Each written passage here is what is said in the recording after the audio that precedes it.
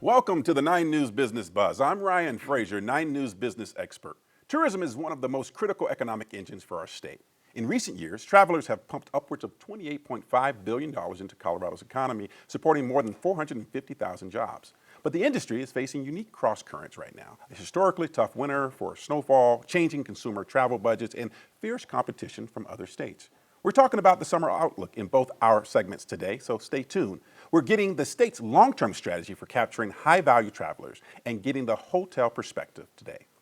First, we're talking about the state's plans and hopes for this summer. Joining me to break down the summer outlook is Tim Wolf, Director of the Colorado Office of Tourism. Tim, welcome on the program. It's good to have you. Great to be here, Ryan. Thanks for having me. All right, we're going to talk all things tourism in our time today, Tim. You know, we all know it was a rough winter for snow, which is tough on local ski towns. But heading into summer, talk to us a little bit about the winter season and how we're looking for the summer season. We really want to hear your outlook from the state office of the state tourism office. Yeah, well, thank you for that. Certainly, there's no surprise that the winter was a little bit tough, especially for us here in Colorado, knowing and understanding what the winter expectations are.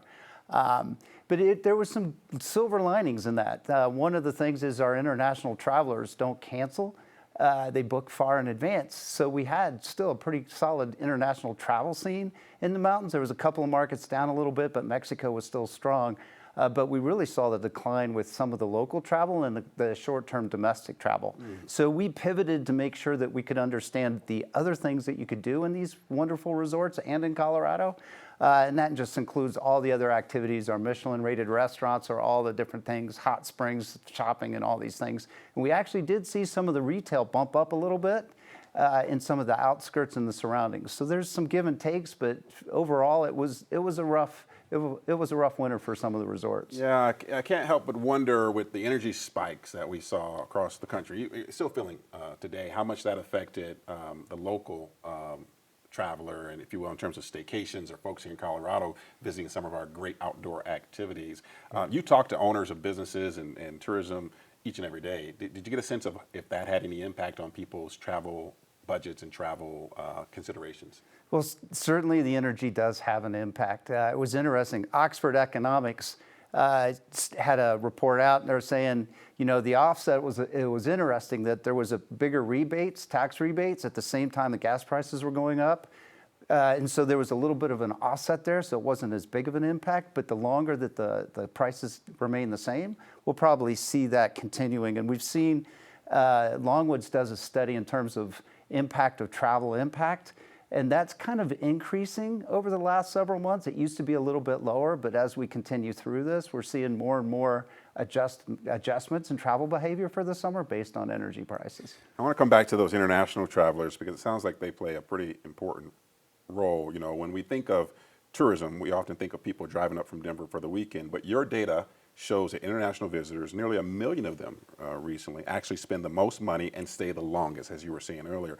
How is the state working to attract more of those international guests to help boost local economies? Yeah, so we have agencies in 5 countries, and those are our biggest drivers. Our Mexican visitors from the south are our largest and most in terms of numbers, along with Canada right behind that. We're in UK.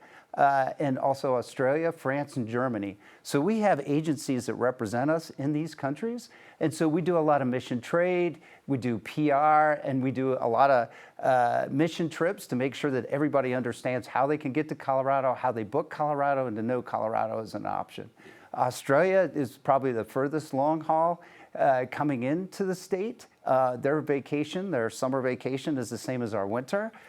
So we see them a lot in different areas. Our Mexican visitors are primarily in the central part of Colorado, and they represent the highest, nearly 275,000 of that nearly million. So, and then we work with Brand USA on other countries that we may not have direct agency access, so we promote almost all over the world through these co-ops and through Brand USA. Now, you and I were talking offline before the show got started. There are a number of initiatives you all have at the Colorado Tourism Office. Talk to us a little bit more about what you guys are doing, what you're rolling out, what's going on right now, just to bring more people both to the state and offer more opportunities for folks who live in the state to take advantage of all the great things that Colorado has to offer. Yeah, well, right now it's one of our biggest celebrations. It's the 250-150, or our Sesquicentennial semi-quincentennial. We have drone shows all over the state. We have a digital passport that's amazing that if you download colorado.com/passport, you could see that, or even go through My Colorado app and see that, and you'd be eligible for discounts at different experiences all around the state. You collect digital stamps, and then you can you get each digital stamp is like a lottery ticket, and they're eligible for $500 travel vouchers or even 150,000 miles through United through that sponsorship. So we're super happy about that. And then drone shows paired with all kinds of events all over the state. Glenwood Springs has a drone show coming up. There's other ones at the State Fair. There's one at Palisades. So we have nearly 150 drone shows celebrating that, which tells the story of Colorado, paired with the music of John Denver, where you can listen through a mobile app and be able to hear the music that's curated and with the storytelling, and it's just a great experience to be able to take a family to and be able to watch these things. Yeah, you know, I think sometimes folks don't necessarily realize just how important tourism is to the state of Colorado, right? Yeah. It's one of our biggest industries. It creates and supports so many thousands of jobs and countless businesses, especially small businesses. You know, to hear these initiatives to help bring more people out and get folks active in their communities sounds wonderful, Tim. Is there anything else going on that you want to share with our audience about what you all are working on to help just continue to make Colorado a place to be a destination for folks both who live here and who don't? Sure, a couple things. We're super excited to have the Sundance Festival coming up here in January.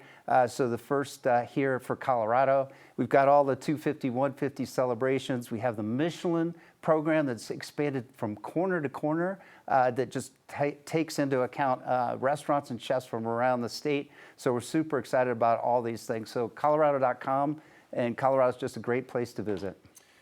Whether it's adapting to weather patterns or expanding accessibility, ensuring Colorado remains a top-tier destination is vital to the financial health of our state. Tim Wolf, Director of the Colorado Tourism Office, thanks so much for sharing your insights. We look forward to having you back on the program. And we'll be back during the 11 o'clock hour to zoom in on how independent mountain hospitality operators are surviving the squeeze of new lodging taxes and shifting travel habits. Stay with us. For the 9 News Business Buzz, I'm Ryan Frazier. See you at 11.